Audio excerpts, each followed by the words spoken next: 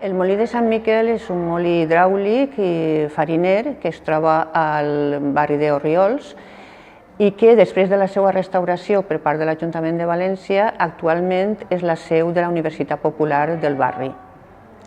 El molí de Sant Miquel té orígens medievals, al segle XIV-XV ja era conegut com molí de Montanyana i després ha tingut diversos noms, però principalment passa a ser conegut com a molí de Sant Miquel en el moment que passa a dependre del monestir que està al costat. Al llarg de la història el molí passa per diferents etapes i està en funcionament fins a meitat del segle XX, quan ja és abandonat.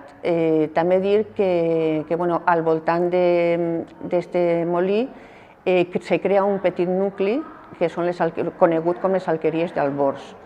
Les parts principals del molí són primerament el que són els canals d'entrada d'aigua, després la sala per a moldre i després la zona o l'eixida de l'aigua canalitzada cap a una séquia.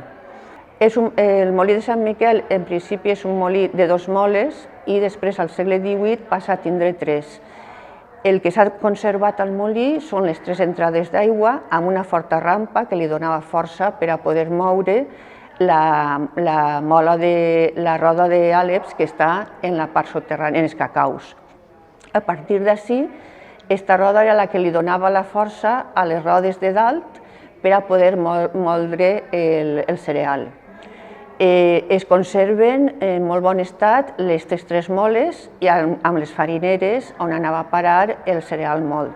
La restauració del molí ha consistit en recuperar tots aquells elements que formen part d'aquest edifici i vam poder comprovar que en època medieval la fisonomia era diferent a la que es conserva avui en dia.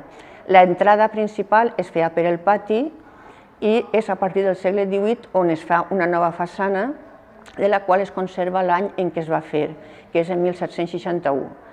Un molí típic de l'Horta de València, en el seu aspecte extern, pot ser molt semblant a una alqueria.